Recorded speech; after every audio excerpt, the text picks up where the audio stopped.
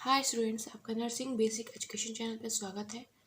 आज का हमारा टॉपिक है कीमोथेरेपी। कीमोथेरेपी जो है वो एमएसएन सेकंड का टॉपिक है और MSN second BSc nursing third year का सब्जेक्ट है। तो देखते हैं क्या होता है कीमोथेरेपी। डेफिनेशन क्या होगा कीमोथेरेपी का। Chemotherapy anti neoplastic agent are used in attempt to kill tumour cells by interfering with cellular functions and reproductions. पहले तो जो कीमोथेरेपी होता है वो कैंसर के लिए ट्रीटमेंट होता है। ठीक है, कैंसर का ट्रीटमेंट कीमोथेरेपी होता है। तो कीमोथेरेपी क्या होता है, एंटी न्यूप्लास्टिक एजेंट है, मतलब एंटी कैंसरस एजेंट है। जो किसके लिए यूज़ करते हैं, ताकि जो कैंसरस सेल्स है या जो ट्यूमर सेल्स होता है उनके जो सेलुलर फंक्शन होते हैं उन्हें उनमें इंटरफेयर करने के लिए, या जो सेल का काम होता है रिप्रोडक्शन करना, दूसरे सेल को और रिप्रोड्यूस करना, तो है उसके फंक्शन में, उनके रिप्रोडक्शन में क्या करता है, कीमोथेरेपी इंटरफेयर करता है। This drugs may be given through a when in arm और ओरली। ये जो कीमोथेरेपी होता है वो आर्म के थ्रू मीन्स आईवी, इंट्रावेनस और ओरली भी दी जाती है। It can be used alone और कंबाइंड विद रेडिएशन थेरेपी। कभी कभी कीमोथेरेपी अकेले तो दी ही जाती है, साथ में कभी कभी कंबाइंड थेरेपी के रूप में भी यूज़ किया जाता है, जैसे कि जो रेडिएशन थेरेपी होती है उसके साथ भी यूज़ किया जाता है। अब रेडिएशन थेरेपी क्या होती है, तो radiation therapy use high powered energy beam from source such as x-ray and protons to kill cancer cells. Radiation therapy क्या होती है, इसमें हाई पावर एनर्जी वाली बीम यूज़ की जाती है, जैसे कि एक्सरे और प्रोटॉन्स होते हैं, ताकि कैंसर सेल्स को किल किया जा सके। नेक्स्ट है पर्पस, किस लिए, क्या उद्देश्य है कीमोथेरेपी करने का। तो the purpose of treating cancer cells with chemotherapy is to prevent this cell from multiplying, invading and metastasizing to distant site। इसका पर्पस यही है ताकि जो कैंसर सेल्स है उसे ट्रीट किया जा सके कीमोथेरेपी से और इन सेल को प्रिवेंट करा जा सके मल्टीप्लाइंग करने से।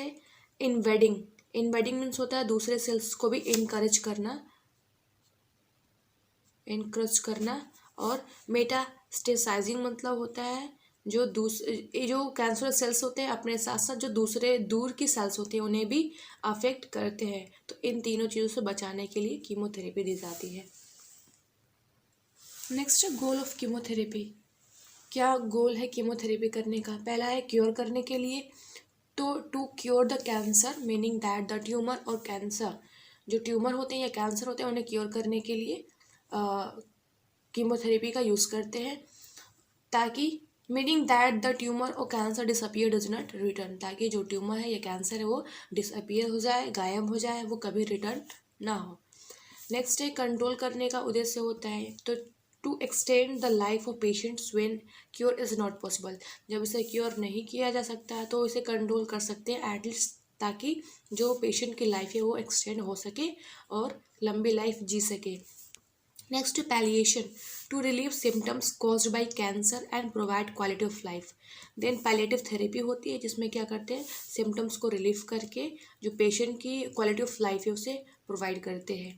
नेक्स्ट है adjuvant chemotherapy. After removed with surgery some cancer cells left behind that can't be seen when drugs are used to kill those unseen cancer cell. मतलब एक तो सर्जरी होता है, सर्जरी करने के बाद भी कुछ जो कैंसर सेल्स होते हैं वो पीछे छूट जाते हैं या दिखाई नहीं देते हैं, तो उनके लिए जो थेरेपी यूज़ की जाती है उसे एडजुवेंट कीमोथेरेपी कहते हैं। नेक्स्ट है non adjuvant chemotherapy, when chemotherapy is given before the main cancer treatment such as surgery और रेडिएशंस। इसका मतलब यही है कि जब भी कीमोथेरेपी कब दे रहे हैं, कब देंगे, जब भी कैंसर की ऑलरेडी ट्रीटमेंट हो चुकी है, चाहे वो सर्जरी के थ्रू हुई हो चाहे रेडिएशंस के थ्रू। तो यही गोल होता है कीमोथेरेपी का। नेक्स्ट है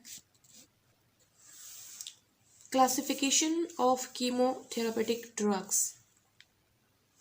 क्लासिफिकेशन में यही है कि इसको टू पार्ट में डिवाइड किया गया है। एक तो according to activity on cell cycle, cell cycle की जो एक्टिविटी है उसके अकॉर्डिंग।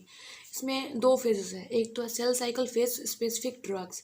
सेल साइकिल की जो फेज होती है उसके लिए कुछ स्पेसिफिक ड्रग्स होते हैं। सेल साइकिल फेज में क्या होता है, most active against cell that are in specific phase of the cell cycle.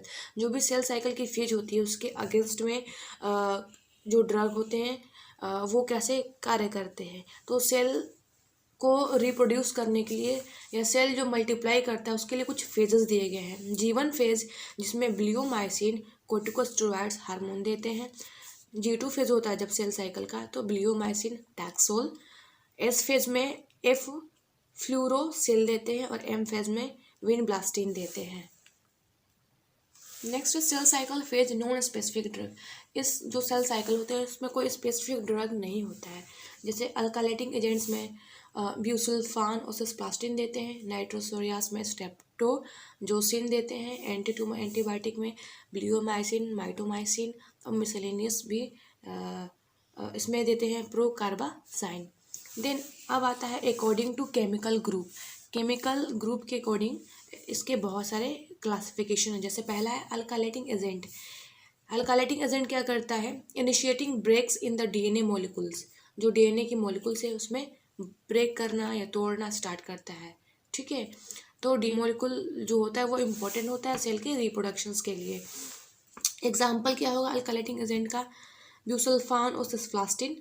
इस दवा के क्या साइड इफ़ेक्ट्स हो सकते हैं, बोन मैरो सपरेशंस या बोन सपरेशन में क्या होता है, जो ब्लड सेल्स होते हैं वो डिक्रीज हो जाता है। जैसे कि हीमोग्लोबिन, अगर हीमोग्लोबिन कम हो जाएगा तो एनीमिया हो सकता है। Then nausea and vomiting common है। एलोपेसिया मीन्स हेयर का लॉस होना, रिनल टॉक्सिसिटी हो जाती है। देन आता है एंटी मेटाबोलाइट्स। एंटी मेटाबोलाइट्स के अंदर interfere with biosynthesis of metabolites और nucleic acid necessary for RNA and DNA synthesis. Anti metabolites जो ड्रग होते हैं वो क्या करते हैं, बायोसिंथेसिस की जो प्रोसेस होती है मेटाबोलाइट्स की उसमें या जो न्यूक्लिक एसिड होते हैं उसमें इंटरफेयर करने की कोशिश करते हैं, जो आरएनए और डीएनए के लिए बहुत ही ज़रूरी होता है सिंथेसिस होना उनका। एग्जांपल में एंटी मेटाबोलाइट्स में क्या आएगा, हाइड्रोक्सी यूरिया और मीथोट्रेक्सेट। इस ड्रग्स के क्या क्या साइड इफ़ेक्ट्स हो सकते हैं, जैसे कि रिनल टॉक्सिसिटी और हिपैटोटॉक्सिसिटी। हिपैटो मीन्स लीवर और रीनल मीन्स किडनी। नेक्स्ट है anti tumour antibiotics. Anti tumour antibiotics में क्या होता है, interfere with DNA synthesis by binding DNA, prevent RNA synthesis. जो एंटी ट्यूमर एंटीबायोटिक्स होते हैं वो क्या करते हैं, डीएनए के सिंथेसिस में इंटरफेयर करते हैं, डीएनए को बाइंडिंग होने से, और आरएनए के सिंथेसिस को भी प्रिवेंट करते हैं।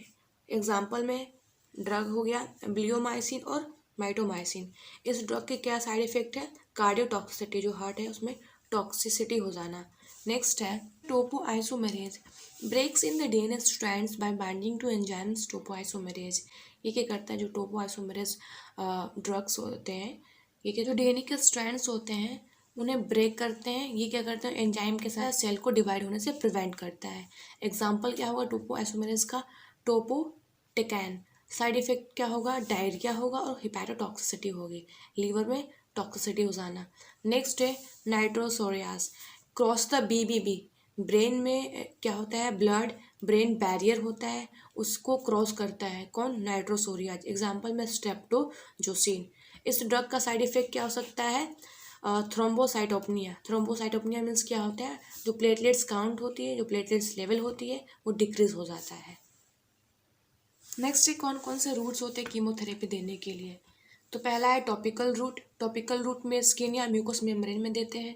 क्रीम, फॉर्म्स, जेल्स या लोशन के रूप में भी यूज़ कर सकते हैं, या ऑइंटमेंट के भी रूप में स्किन पे अप्लाई कर सकते हैं।